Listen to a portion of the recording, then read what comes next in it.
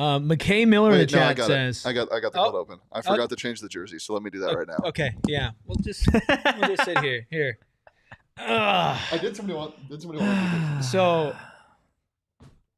Oh, okay. Oh. Uh-huh. Yeah, I was doing it for sure. Wow. McKay Miller in the chat says, also, they talk about Totri teaches. Where? And also asked if Glenn has become a member yet. These are the big questions. Who is us. they? We talk. Us, we mentioned like, oh, we had to move the Friday show. So where do you teach? I teach at the School of Hard Knocks. Yeah.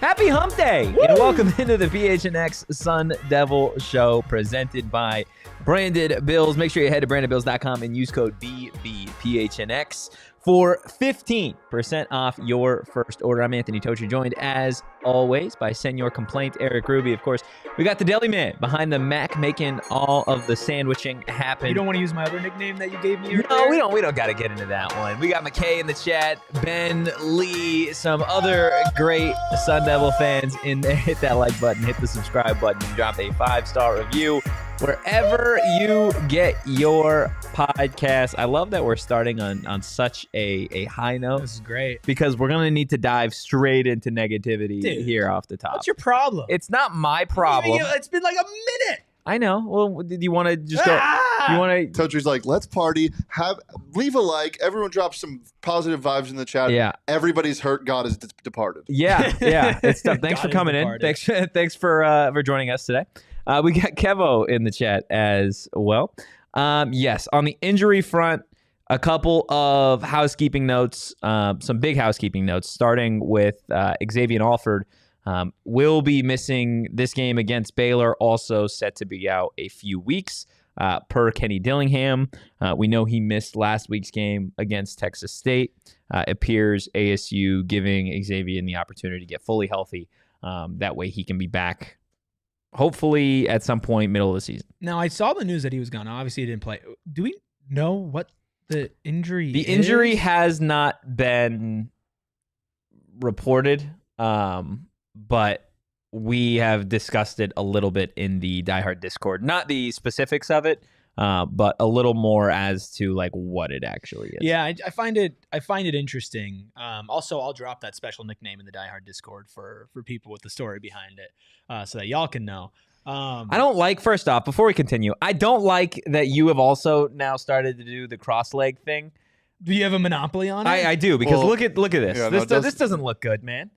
Thank you.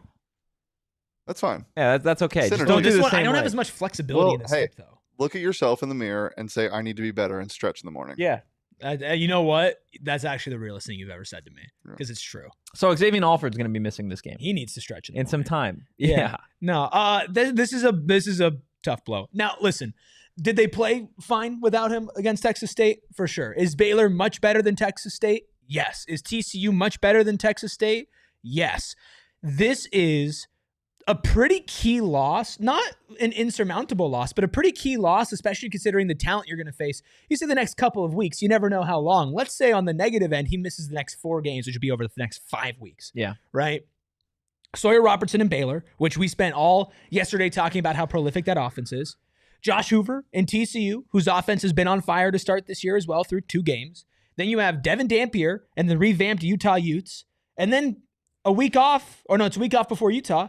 And then after that, you've got Baron Morton and Texas Tech, who've also put up an insane amount of points, granted against bad competition, but it's like Baron Morton's not getting talked about as one of the best quarterbacks in the conference, but he's certainly good enough to get the job done. Absolutely. And he would be the best quarterback that you would have faced so far this season if you played them this weekend. So that's a really tough slate of games before I think you go Houston and then Iowa State after that. So it's like, obviously, hopefully he's not gone that long, But any injuries to the secondary is tough for a secondary that has been one of the units on this team that has struggled the most compared to expectations going into the season. Yeah, I feel, Boogie he played really well last week. Boogie also is somebody that got a lot of reps with the first and second team during fall camp when they were letting some of the veterans, just kind of work back from injury. So Boogie, I have no question that he's going to be ready to rock for Saturday's game. I think, sure, you don't want to speculate. You would love for the few weeks to be maybe a targeted return for that Utah game, considering that you do have a bye week before that matchup. So again, you can't speculate too much on what he says when he says a few weeks, but if you miss this week, you miss next week, you get the bye week to recover, then you start ramping it up again for that Utah week, which is October 11th is, I believe, that game day. That would be a great return time. I feel like, again, you don't know necessarily what the injury is. But I think if you're going to lose anybody on this team for a game, or for significant time, whether it's Ghost or X or anybody in that safety room, like, it helps knowing that the guys that are in that safety room, it is a very deep room. We've seen them play before. The reason why I think this Alford injury is going to be maybe with a little bit more of a spotlight this week is because Montana Warren also going to be questionable. Daly said questionable at best for Montana Warren, which makes me believe that it's probably going to be a no-go for Montana. But again, you never know. The full injury report will come out this evening. Yeah, I guess just my gut says that he's not going to play. Yeah. Right. Which is tough. Very tough. I like what Breedlove has done, obviously, but they even had Montana like roaming around a little bit and switching up positions. Like, he wasn't just playing that nickel position. Especially this week of all weeks when Baylor has so many weapons, it's not just they have Sawyer, but they again, if you missed yesterday's show, we really dove into all of it, from tight ends to wide receivers to running backs. They have so many weapons. Like, William in the chat says, getting more guys reps could be a good thing to get experience in case someone goes down late in the year. Sure, there are positive spins to this. A positive spin of being you have the depth. A positive spin of being you played well last week, even without him. And I do think you're good enough to win this game without these two guys. That's just how good that this team's depth should be. Yeah. But the reality is, like, you're going against not just maybe the most prolific offense of the Big 12, but one of the most prolific offenses in the country. Yeah. And going down to any of your key players at any position, defensive line, safety, linebacker, whatever it is, that's going to be a big deal, let alone doing it for a unit that has struggled to kind of get to where they need to be. It's going to be interesting to see how they respond. And it's going to be on Brian Ward to, you're missing, again, Xavier Alford is in the conversation of best defensive player. You can live in two camps at the same time of, they could be okay without him. And they're also going to be missing one of, if not their best defensive players. Yeah, I think it's definitely going to have some kind of impact. I mean, anytime you lose somebody like a veteran on this defense, somebody that is, one of the best, if not the best player on this defense, somebody who's such a vocal leader on this team as well on the field. Which he could still be off the field. That if he travels, right? If he travels for the game. So that is, it's going to hurt to have his experience not out there. But I do think if you are going to put a positive spin on it, like, we talk all offseason every year about a phenomenal job that Brian Ward and Brian Carrington have done bringing in so many young DBs. There's a real opportunity. You get to see some of those young DBs in this game alongside some of the veterans that you do have in a Ghost Rouser, in a Keith Abney, in a Javen Robinson, in a Kendrick Breedlove. Maybe you see a little bit more Nyland Green this game, a little right? Rodney Bimage. Yeah, like there's an opportunity to see a lot of these younger DBs in this defense this week against, like what you said, a really high-flying aerial attack that's not only one of the best, if not the best in this conference, but number 2, number 3 maybe in the country. And Sawyer Robertson's playing as good as any quarterback in the Big 12 is. So it's a tough draw to see him first, especially given what we know on the injury front, specifically on the defensive side of the ball. But there are ways around it. Obviously, we hit on those a little bit yesterday, where the pass rush needs to be playing with its hair on fire. Crook and those linebackers need to be doing the same things that they were able to do last week. If this defense is going to be successful against a Baylor offense, that can run the football, that can throw the football. So it definitely hurts. We know this defense was going to be tested regardless, but another impactful injury, or I guess not so much an injury, but another impactful loss for this game that you're not going to get is wide receiver Jalen Moss. I think everybody feels the way the Deli Man feels about that one. Is that your reaction to Jalen Moss being out, or you're just out of salami? I wouldn't be mad if I was out of salami. I would go get some more. You can't just go get another Jalen Moss. No. This is horrible. This is also like he's sick. Yeah. Like, how sick is he? Like, away from the team, sick. He's away from the team. So I think it was somebody the other day had said there was something with his eye. Eye? Somebody had said that the other day. I'm blanking on who it was. Eye? Now, I don't know what exactly it is. Again, I don't want to speculate on it, but it's got to be something enough where it's contagious to where he's not. I mean, maybe that's keep him away from the team, but then like put him out there for a couple of plays and just have him itching his eye and then going around and getting people away. You know what stinks?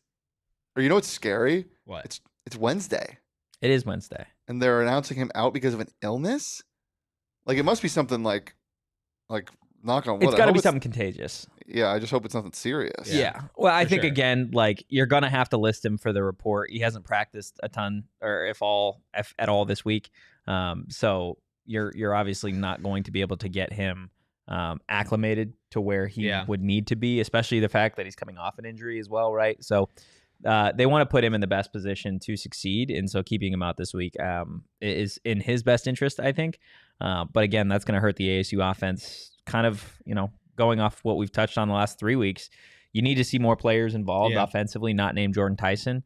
And so to not have your wide receiver 2 out there for a second consecutive week, it's going to hurt. Good news is Jalen Moss isn't a running back, right?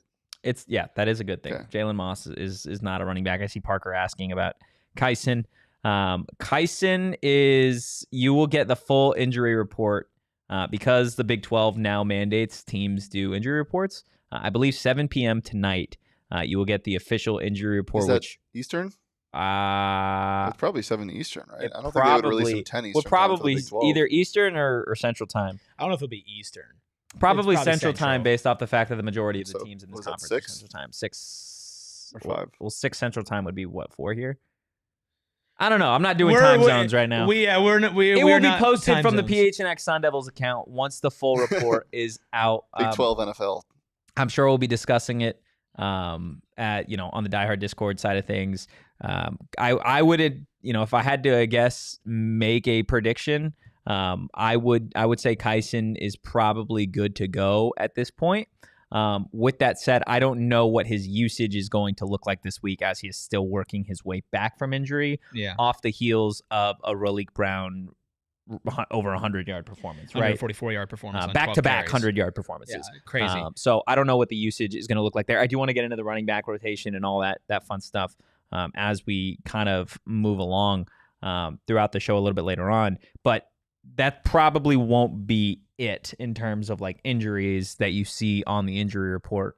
Again, Xavier Alford out, Jalen Moss out. I imagine you'll get a Kyson Brown questionable, and then you will get a more likely than not Montana Warren questionable or doubtful. Yeah, I mean, you're going to need your depth to step up. The depth that we've been talking about the last 3 weeks, the depth that people have been lamenting has not been in that wide receiver room. I smell a big Shimon game coming up. What's that smell like? 72 yards. What does 72 yards smell? Yeah, what does it smell like? It smells like showdown against Baylor. Yeah, but what does that smell like? Yeah, good. Burned rubber. I like that. Yeah, I think a lot of Shimon is going to be seen.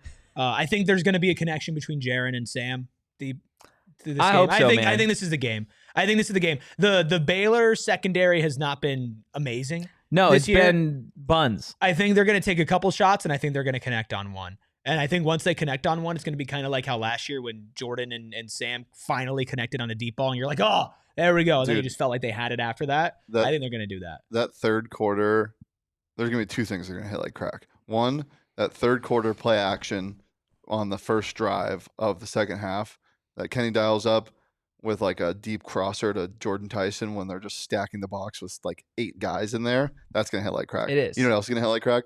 fourth quarter, midway through the fourth quarter. Jaron Hamilton. No. First time that Leavitt keeps up the ball on a read option. That's going to be the first time? Yeah. The NFL offense is like, I remember who used to do this. I mean, Russell Wilson used to do this a lot in Seattle, but read option 10 times in the first 3 quarters. And then the fourth quarter, he keeps it 1 time and there's nobody there. Both those things are going to feel nice. Yeah. I mean, I think anytime you're going to see Sam run the football is going to be big time. Yeah. And I know, again, we're kind of hitting on injuries before we get too much into what the offense, will hopefully do against this Baylor defense. But Baylor is a beat-up team, too, right now, in terms of injuries. I do believe they are getting one of their premier defensive linemen back in this game who had missed some time with an ankle sprain. But ultimately, I want to say they're down a couple players in that secondary, which should ultimately help Arizona State in theory. Again, we'll see. We'll learn more when that injury report does come out tonight. But at the end of the day, both sides are far from being 100% healthy. So it's football. That's true. It's going to be this whole season. This team and no team will ever be 100% healthy. It's who has the depth, who has the ability to step up. And that was one of the things we lauded last year. Yeah. Right? Where it was okay, whether it was for injury purposes or targeting purposes, when somebody was out, somebody came in and stepped up and played just as good. Yeah. That's what you have to do. 100% valid. Look, we will dive into the Arizona State offensive side of things, going against that Baylor Bears defense, the offensive line, Sam Leavitt, the running back rotation, some wideouts stepping up, and more on the other side of this first break. ASU Baylor is one of the premier games in the country this weekend. It's going to be exciting. It's going to be everything that you want it to be and enhance your experience watching it with some pure edibles. Founded in Arizona, available at 130 dispensaries statewide. They're not just covered in sugar like all their other competitors. That would be ridiculous. No, they don't taste like weed and they're not covered in sugar. Well, how do they do it? They're an actual full-fledged candy company offering gummies, Kicks, which is their version of Starburst, chews, and hard candies. And they have, of course, a blend of CBN, CBG, CBD, and THC to give you whatever effect you desire, whether it's an uplifting effect, whether it's a relaxing effect, a sleep effect. The sleep ones are great. The sleep ones are awesome. It's clearly listed on the tin, so you know exactly how you're going to feel. Plus, they're easy to be ripped in half or bit in half, so you can dial in your exact dose and not have a poor experience. You can check out their new collab with Mother Road. Go find yourself some Pure Edibles products from one of the over 130 dispensaries across Arizona. Do it. Also, everybody watching, everybody in this building that we're in, they need something. They need a checking account. It's facts. Okay, and Mountain America Credit Union, don't look any further than them when it comes to signing up for a checking account. My favorite part about Mountain America Credit Union is the fact that the checking account has legitimate perks just for you that you guys can enjoy. We're talking restaurant deals, mobile phone protection, telehealth access, identity protection, loan rate discounts, offers on travel and events, and it doesn't stop there. There is so much more. Plus, if you're an ASU fan, guess what? Mountain America Credit Union is a proud sponsor of Arizona State University. They are going the extra mile, supporting hundreds of student athletes and the community, donating $250 to support university athletics for every field goal made this season. They're also providing $20,000 in scholarships to local student athletes each year. Learn more at macu.com/ASU, insured by NCUA. Terms, conditions, and exclusions apply. Loans on approved credit. We ask people to do a lot of things. Hit the like button, hit the subscribe button, rate 5 stars, become a member. We're also asking people this month to help out with a very important cause. The Big Brothers, Big Sisters of America of Arizona, all city, is trying to help raise $50,000 this month towards an incredible cause. There is a donate button right underneath the chat. If you do want to send a super chat, don't do that this month. Donate, then send a chat. We'll read it live on air, just like you sent a super chat. It's a great cause, and we also know that money. Yeah, we also know money is hard to come by for sure. So if you are not able to give money, maybe consider giving your time, becoming a big brother or a big sister. It doesn't take a lot of time out of your month, and it could literally change. I'm not even over-exaggerating. It could literally change a young person's life. So get involved. Get involved with Big Brothers, Big Sisters. We are proud to be involved with Big Brothers, Big Sisters, and we would love for you to be a part of it as well. Hit that like button, hit the subscribe button, which you guys have done a phenomenal job so far this month. Also, drop a 5-star review wherever you get your podcast. We got to shout out Ben, who is watching for the first time in a minute, and he finally gets to use the PHNX Forks Up because Let's he's a member, go. he's a supporter, You know Love who it. can't? Glenn. Glenn can't use it. and Glenn. everyone else. Yeah, and everyone Glenn. else. So you actually, on the other shows, it's fine if you're not a supporter. On this show, it is fine as well. It hinders your experience. Well, it's okay. It doesn't hinder your experience, but you do get the title. So all of the supporters are supporters, and they're members, and we love them so much. We still love you guys as well that aren't, but you guys are called losers here. So you're either a member or you're a loser. Wow, that's tough. That's Members coming, and losers unite. That's coming straight from the Deli Man. Yep. It's coming straight from Glenn, the Deli Man. Yo, Glenn, he just kind of calls you a loser. Well, I didn't call him a loser. I mean, you did. That's his title. He's a loser. Glenn, you're a His title. loser. I mean, that sounds like you calling him Wow. a loser. At this There's point. a comment that's about to Man. come in from Glenn. Wow. Yeah, McKay, you're a loser too. I'm sorry. And McKay is making fun of Glenn for being Yeah. a loser, but You know who's not a loser? us. Sharon. No, we're losers. Sharon, Bees. Sharon is not. Sharon Ben, and Bees are absolutely not not losers. Not losers. Obviously Ben, not a loser. Duh. Technically, you guys are losers. I said that. Okay, sorry. Yeah. I mean, come on, man. Kind of rude, Shane. Honestly, Call us losers. they call everybody losers. Yeah, dude. What kinda the nuts. hell, man? Glenn's a loser though. That's for sure. Like that is for sure. Can you guys be nice? No, Be Glenn. nice. Glenn's not even a diehard. Glenn's not a diehard. No. I'm done stinking up the chat with Glenn? with negative comments. Okay, man. Let's get into some positivity, some free flow. Shane jumps in there and here. just says losers. Who's gonna step up for Arizona Not the State losers. this week offensively? Because you did lose Jalen Moss this week. He is not going to be out there. But in terms of getting other players involved, we saw it a little bit more last week. Actually, a lot more last week. I'll give Sam in this offense some credit. You saw Shimon Mateer have his best game of the season. I want to say it was either statistically his best or second best game in his career to this point, just in terms of receptions. Huh. Again, I could be mistaken on that. I don't believe I am.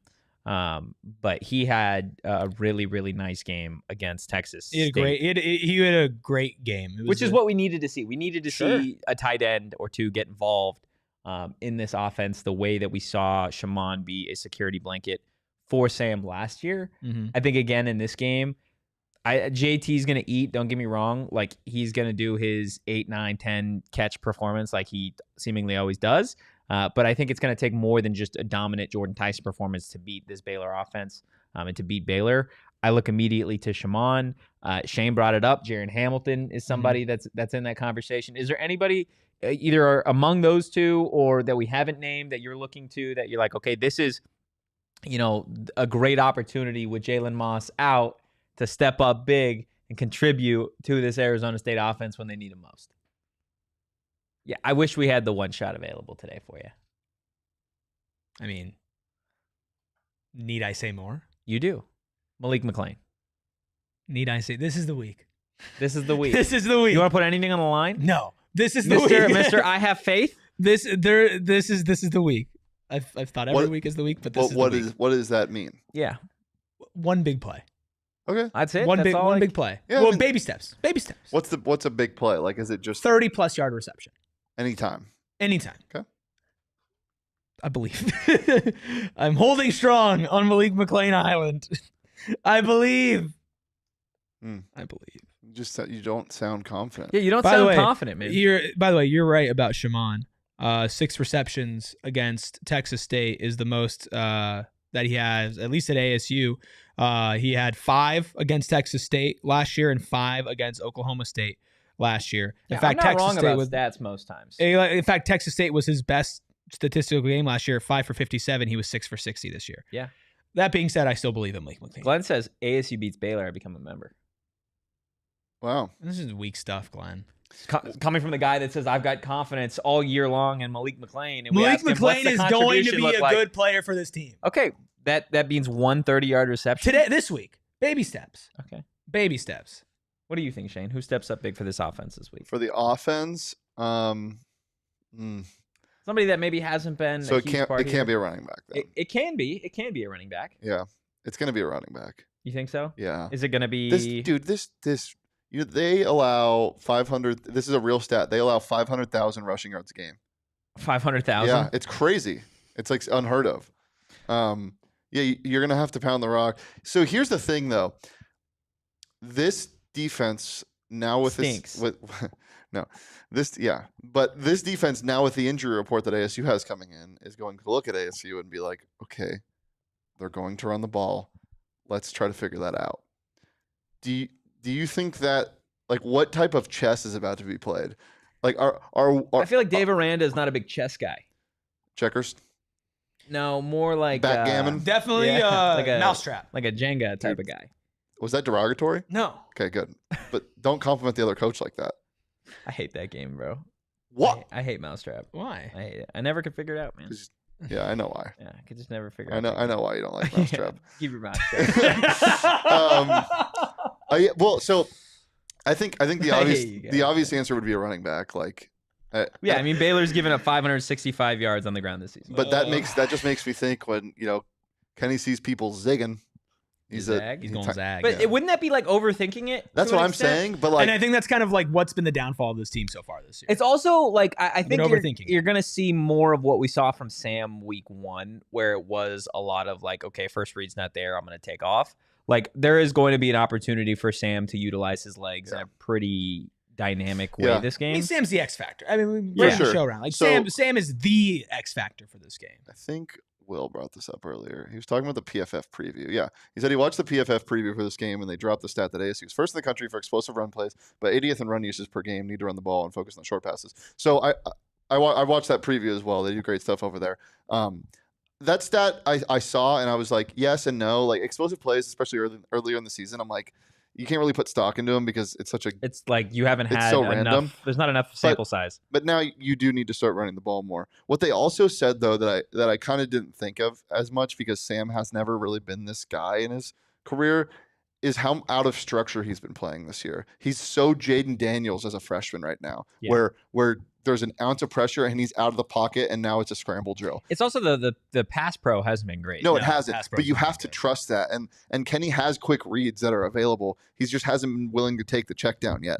And he needs to play in structure more against this team, especially against a team like Baylor who will give up a lot on the ground for you. Yeah, I think this is, I mean, and we tweeted it out, like you said, that the show's branded around it today. Like Sam Leavitt is going to need to he's going to need to play better than Sawyer Robertson for Arizona State to win this game. Like, I feel like that's not a crazy thing to say, that Sam is going to need to outperform a quarterback that to this point in the season is statistically one of the best gunslingers in the country. I don't know if he needs to outperform him. He just can't get like completely out. I think he needs to outperform him. I think he needs to outproduce Sawyer Robertson because we talked about it yesterday. What do? They'll throw the ball 40, 50 times a game, and they'll win or lose on Sawyer's right arm. You have been pretty gung-ho in saying that this secondary has been suspect up until, the Texas State game, giving up explosive play after explosive play. So, like, by that logic, you would expect Sawyer Robertson to have a big day, right? Yeah, and I think a lot of people expect this game to be a little bit of a shootout. Their whole offense is to make Sawyer Robertson force him to have a good day by having him throw the ball 50 times. So I think if that's the case, if this turns into a shootout, then you're not going to win a shootout in a game by running the football a ton. Do I think that ASU needs to run the football a lot?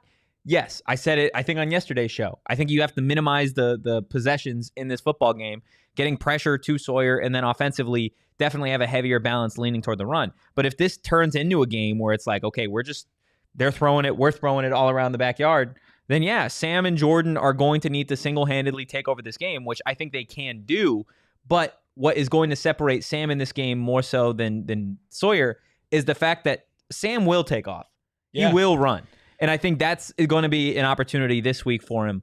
Especially against this team with this defense. He should go over 100 yards. I mean, Sam has to be good. Damn near he has to be great to win this game. Through Big 12 play, especially, like, you are not going to get away with having subpar quarterback play. Yeah. That's going to be a no-fly. Like, that's not going to fly in this conference, right? You talk about the defense having to go up against all these great passers, right? Listen, man, sometimes a quarterback duel is all it takes to win a game, and if your quarterback plays like the best player on the field, a lot of times you're going to win that game. Not always, but ASU's so talented outside of Sam Leavitt that if Sam also plays like the best quarterback against Devin Dampier, if he plays like the best quarterback against Josh Hoover, against, Baron Morton, against Sawyer Robertson, against Rocco Becht, That puts Arizona State in a much more advantageous position to take advantage of things. And it opens it all up a lot more. And you don't hit your ceiling as a team if Sam Leavitt doesn't play at the level that we expect him to play. Yeah, but here we go. We're talking about ceiling and expectations again. I think it's this game specifically because of what Baylor does in the way that they control the pace of a game by just being like, we're going to one play you and you got to respond, right? This Baylor defense has given up the second most points of any team in the conference to this point in the year. The only team that's given up more in the Big 12 is Kansas State. You have to effectively throw the football this week, which is something that outside of NAU, we haven't really seen an overly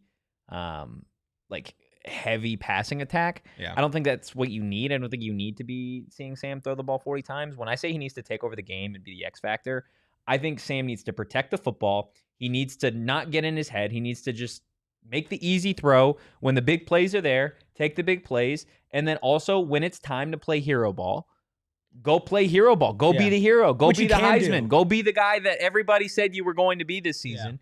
Yeah. This is your opportunity to do that. But it's the difference between doing it this week versus what we've seen at the start of the year is more so I feel like he felt like he had to carry the offense. Sure. I think we've seen from time to time through 2025 that Ralik's there, Kanye's there, Shaman's there, Jordan's there. He doesn't have to carry it all on his back, but he's got to put everybody else the same way that we were talking about Kenny and Marcus have to put Sam in a better position to succeed. It's now Sam's opportunity to put the guys around him in a good place to succeed this week. Well, and they got to start fast. So Glenn says it in the chat, even though he's not a member. It says Baylor starts hot and we start slow. I'm nervous, TBH. The X factor for the X factor, if Sam Leavitt is the game's X factor, then the X factor for him is that this is a road game, right? The one road game they've played this season in a raucous environment, which don't get it twisted, Waco, despite not selling alcohol, is going to be a raucous environment there. Yeah. We didn't see There's Sam not Leavitt gonna be nothing else going on. We look at the beginning of Big 12 play last year against Texas Tech. That was one of Sam Leavitt's worst games on the road in a raucous environment in Lubbock. Has he stepped up and been great on the road as well in certain situations? Sure. Absolutely. But so far this year, in the one time that you saw him, he had statistically his worst game of the season and one of his worst games ever as a quarterback for Arizona State. He needs to go out there, and part of this is play calling, but the fast start has to be, yes, you're going to run the ball, but he's got to get in a rhythm. Yeah. You can't get through the first possession or two, and I don't need Sam Leavitt to throw the ball every other down, right? But I need him to not look out of rhythm, right? I don't want to be sitting there at the end of the first quarter, start of the second quarter, and going all right, Sam Leavitt needs to take a breath, right? And that's part on Sam, and that's part on the play calling, and that's part on the offensive line being able to protect him to the point where he can think things through and make his reads and deliver the ball in the pocket without having to automatically resort to, scrambling and trying to break people's ankles like Michael Vick, right? You need to put him in a better position, but also at the end of the day, the best quarterbacks can thrive in any position. And I think he can be one of the best quarterbacks, but he's going to be on a much bigger stage. Also in all of this game really matters. This game, Baylor and ASU will likely be close to each other in the Big 12 standings at the end of the year. And I don't think it's an exaggeration to say that the outcome of this game could determine if Arizona State is playing in the Big 12 championship or not.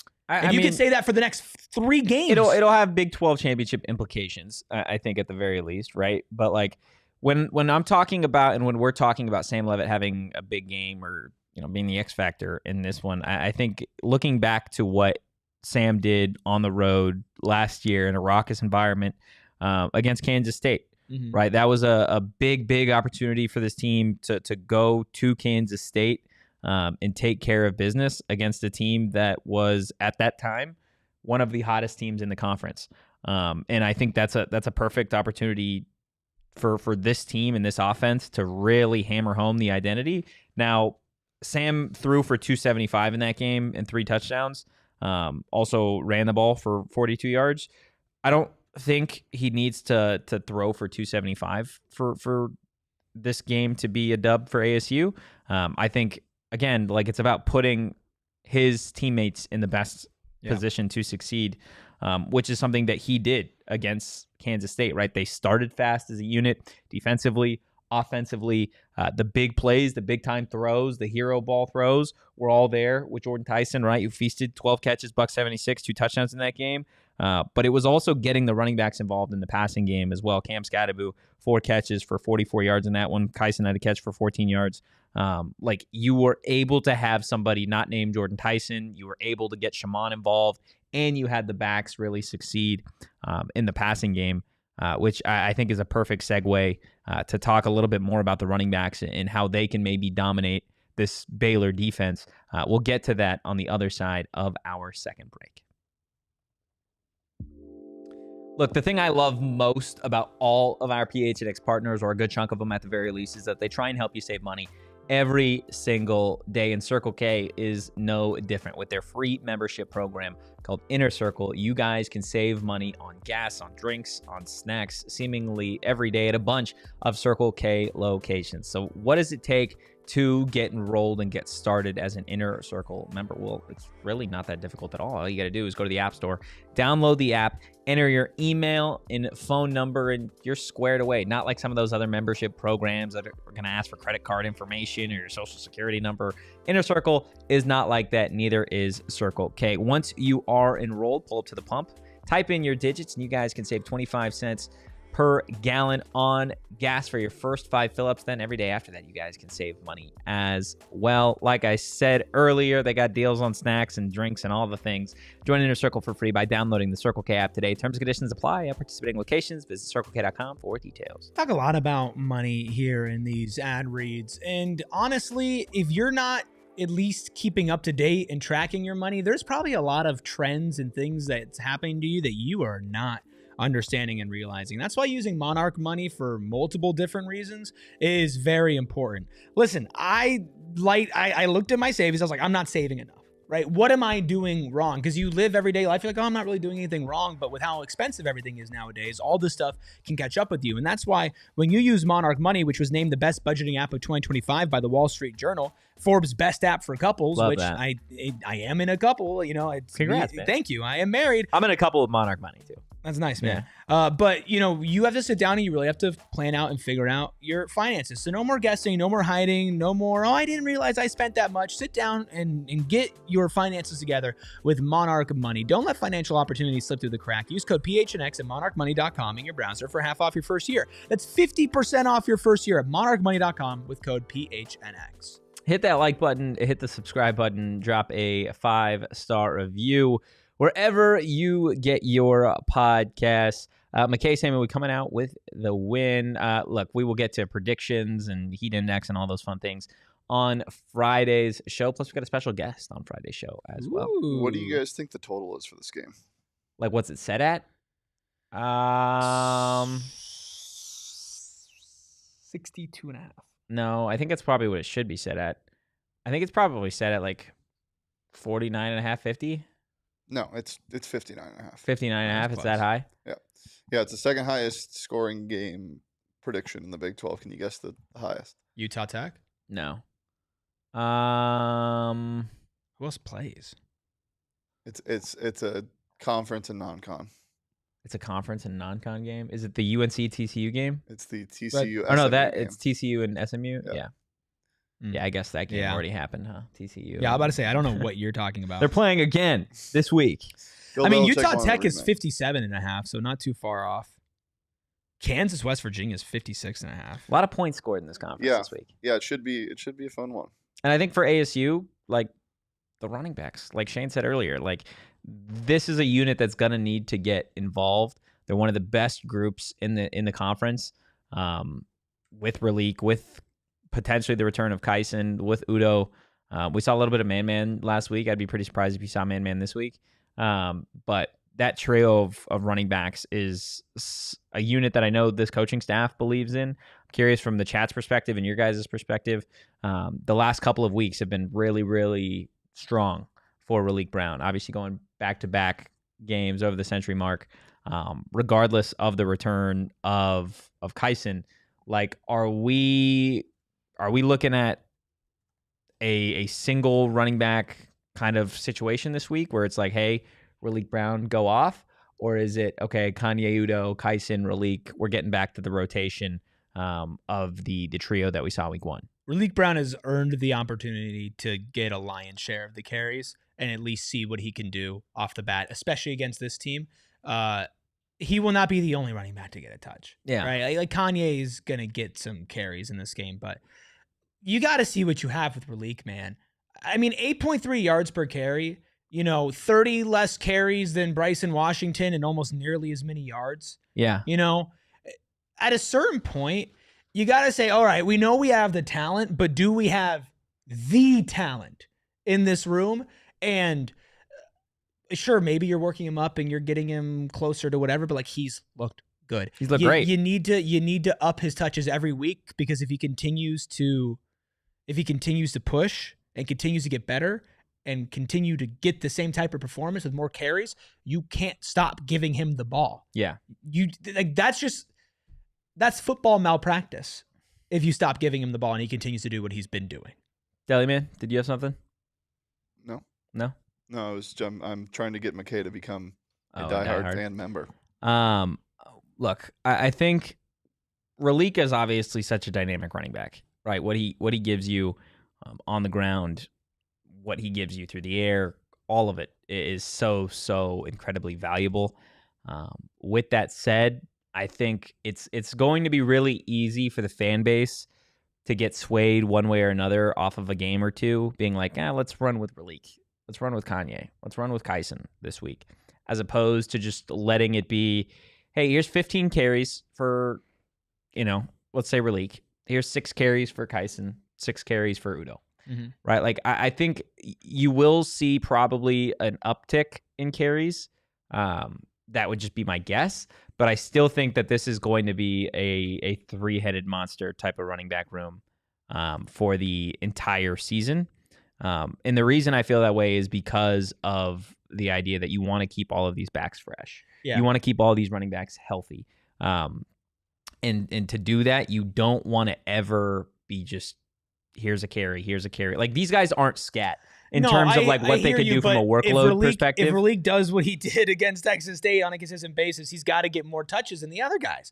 Like yeah, you got to keep him fresh, but like at a certain point, the dude's doing 12 for 144 and a touchdown. You give him the damn ball. You do, but again, like 12 carries that's fine. Like sure, but it's like, but if he's 8.3 yards per carry, you should probably give him more than 12.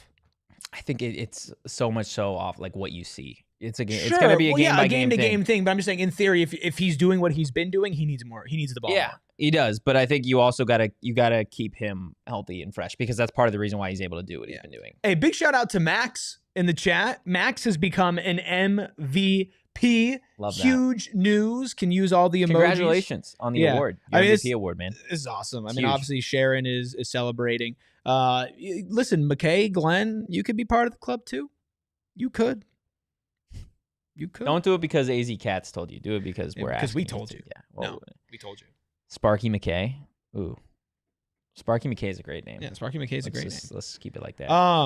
I get what you're saying though. Like, I get what you're saying is you don't want to, like, this isn't Cam Scatty, but you don't just give him the ball every single play, right? But I do think that there's a middle ground here. There is. And if you give the other guys touches and they do good, awesome. If they start doing what Raleek has been doing, all right. Split it 50-50. But as long as Raleek, which if you had to analyze all 3 running backs' performances this year, and I understand that not been fully healthy for Kyson, you would say Raleek Brown has been the best running back. That does not mean on a game-to-game basis that Kanye or Kyson couldn't be. Yeah. But he has been. And if you see something on the field that is that effective, you need to use it more. They need to run the ball more, period. Yeah, they need to run the ball more, period, for sure. And if you're going to run the ball more, you're going to need to give it to the guy that has been performing like one of the best running backs in the Big 12, and on a quality over quantity perspective, the best running back in the Big 12. It's also moments too, moments throughout the game, right? Like if it's a big third down, if you need a play, then yeah, I'm putting Raleek in the football game, because you have seen him be able to succeed and take advantage of certain coverages. Specifically in the passing game. And then you've also seen him just how shifty he is. Like, he is a pain in the ass to tackle for anybody. So I'm with you to an extent, right? Like, yeah, I'd love to see more Raleek Brown. But I also think that there is still a place in this offense for Kanye Udoh and for Kyson Brown. I think we're quickly forgetting. There's not a place. We're quickly forgetting that Kanye Udoh also went for over 100 yards and he maybe looked like the best back against Mississippi State. Sure, right? you still got to give Kanye Udoh the ball, like for sure. I'm not saying that you ice Kanye Udoh and Kyson Brown out and you only run through Raleek Brown. But if Raleek continues to do what Raleek has been doing, you need to give him more touches. And if you're going to increase the touches, he should get a larger percentage of that. Until it gets to the point where, okay, if Kanye starts doing what Raleek has been doing on less touches, then I'm going to be sitting here doing saying the same thing. But that's what I'm saying. That's where it's like, you have so many talented running backs that there is every week it's going to be like, Kanye went for 100, Kyson went for 100, Raleek went for 100. I want this guy to get all the carries. Like this offense they're not going to just abandon their plan of a three-headed workhorse running back room because one of these guys went for 100 yards, right? Like they've known this. They've known all season long, all offseason, that they've got three really talented running backs. Sure. So like yes, to a point you got to play the hot hand, but I still think it's going to be a healthy rotation the entire year long. I think it's going to be, I still think it's going to be a rotation for sure. But also, if you look through 3 games, Raleek Brown has been the best running back over those 3 games, right? Over what we've seen so far. Kanye's had his moments. Kyson has had his moments. Raleek has been overall the best running back on this team. Yes. Now, if you look at the next 3 games and Kanye is getting the touches and he's doing that, then all right, like sure. And on a game-to-game basis, yeah, you might see Kanye or Kyson rush for 100 yards. For sure. You're going to see a rotation. For sure. Like, yeah, if Kanye starts doing this stuff that Raleek is doing in the amount of touches, then you change the conversation. But the reality is, Raleek Brown has been a better running back this year. And that doesn't mean they've been bad, but Raleek has been better. Raleek has been one of the best, right? Yeah. So if you continue to give him touches, and then when Kanye gets the ball, Kanye starts doing that too, then all right, then you even it out a little bit more. I love when Champ Westbrook's dad comes in the chat and comments. Wes Bezzi says Raleek and the Sane Kanye can be our great value version Sane of Thunder so and awesome. Lightning, a.k.a. Reggie Bush and Lendale White. Man, Lendale White was a bad man. Kanye needs more carries. If I know Totri, I know he loves, what's his name? Well, Damari Richard. Yeah. Damari Richard, dog. Lendale White. Lendale White, maybe one of my favorite running backs ever. And what's his name? Crump. I'm blanking on his name. The ASU guy? Yeah. Karan Crump. Yeah, you love Karan. I love Karan Crump. Yeah, one of the best 3-game stints for a pass rusher in ASU history. You love you some Karan Crump. Oh my gosh. What a great name. Karan Crump. Oh yeah, great name. He wore I think the number 4 here too. When he was at ASU. So number 4, just great things. Great things come with Quattro. But yeah, I think and Wes Bezzi brings this up, backers and nickels can have problems tackling Leak in space. Not just tackling him, but running with him in coverage as well. And I think, again, like, I hear you with the Raleek's been the best, so give him more carries. Yes, like, that makes perfect sense. It's also, like, part of the game plan, right? Like, these defenses are going to play ASU differently when Raleek's in the game versus the way that they're going to line up and play when Kanye's in the game versus the way that they're going to play when Kyson's in the game. So, like, it definitely is a game plan type thing where it's like, okay, what does the offense want to look like this week? What is the plan this week? Are they going to throw it more? Are they going to run more? Are they going to be more balanced? Like, that's something I think we'll learn pretty early on in this one of like where Arizona State wants to take this game. If they want it to be like, hey, like our quarterback versus your quarterback, which they would never outright say. I think that you need to establish the run in every game, but especially in this game, especially off the bat, because you can quickly get down to this Baylor team, and then you are going to have to throw the ball to try to get back in it with them. So starting off with the run, I think, is the most important. Like I think we both agree. There's just a marginal part of it that's like, okay, there's just a little bit of a difference here, and at least how we explain it, because we talk about this with Jordan Tyson, right? And I'm not saying Raleek Brown is Jordan Tyson, but hell of a jump. No, I'm not saying that Raleek Brown is Jordan Tyson. They're triplets, so. But Raleek Brown has been the best at his position, right? And he has been one of the best at his position in the Big 12. Yeah. Despite having a limited number of carries and touches. You have Jordan Tyson on the team and a lot of other talented wide receivers. It doesn't mean that you don't pass the ball other places. In fact, we've been lamenting the fact that they haven't spread the ball out more. But you get the ball to Jordan Tyson. Yeah. You can have talented running backs who are impactful, and Kanye and Kyson, and they can be difference makers, and they can charge this team to a victory on any given day, the same way that Jaron Hamilton, Shimon Mateer, Jalen Moss can all do as well, right? But if Raleigh continues to play like this, he's that guy. Like I just, to me, that is what I see. I'm not saying even out. So it's like you still gotta give the ball to that guy. Yeah. Right. It doesn't mean that you take the ball away from everybody else and you completely get them out of the game plan, because then it makes you a one-dimensional offense. But it gets to a certain point where if this dude's gonna rip off 75-yard touchdowns and almost lead the conference in rushing with way less carries and average only over 8 yards per carry, and the only back in the conference to do that, you gotta lean on him a little bit more, because you gotta lean on the running game more than you already have. And he's the best version of that you have in this very moment. And of course, that can change as the season goes on or as a matchup goes on.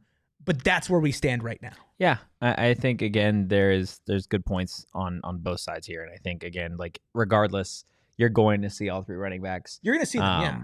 Especially if Kyson is healthy here. But at the end of the day, this offense does go as Sam and Jordan go. And normally I don't throw out hot takes too often on this program, at least not in the middle of the season.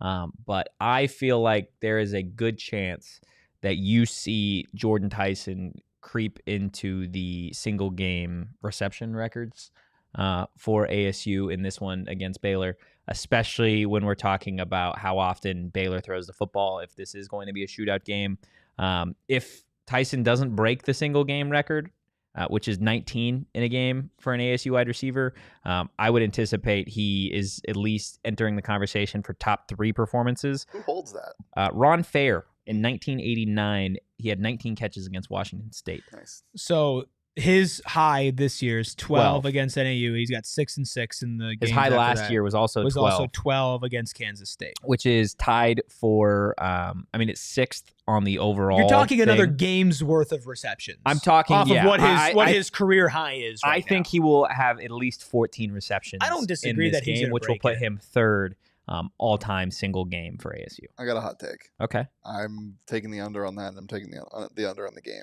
Really? I think it's going to be a little gross. You think it's going to be a gross? I think game? we're going to get a little gross. No, we're not getting gross. I think we are. How gross? Like 7-3. Lubbock gross. Oh, yeah. that's we don't want that.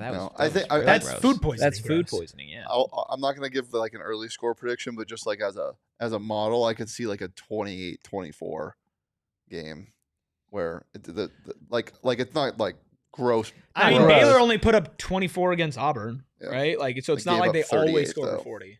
Yeah, they did give up 38 in that game. Yeah. Someone's going to score a lot of points in this game. It's either going to be Baylor or it's going to be ASU, or it's going to be both of them.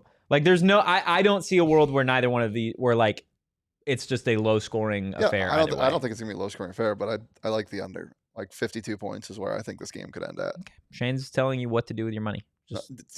Okay, you legitimately can't say that. Not gambling advice. I'm just talking. Just talking. That should be the name of your picks segment. This is not gambling advice. I'm just talking. Yeah. kind of rips. It does rip. It absolutely does rip. Chat. Also, we think we have a name for the fortune cookie segment that we're going to start doing on post game shows. But if you have any ideas, throw them in the chat. Should we give them a little taste of it? A little taste of the cookie. Which name are we going with? We gotta make that a GIF. Somebody make that a GIF. I'm too busy. Somebody make that a GIF. Hit the like button, hit the subscribe button, drop a 5-star review wherever you get your podcasts. Look, one final discussion I want to have before we wrap up.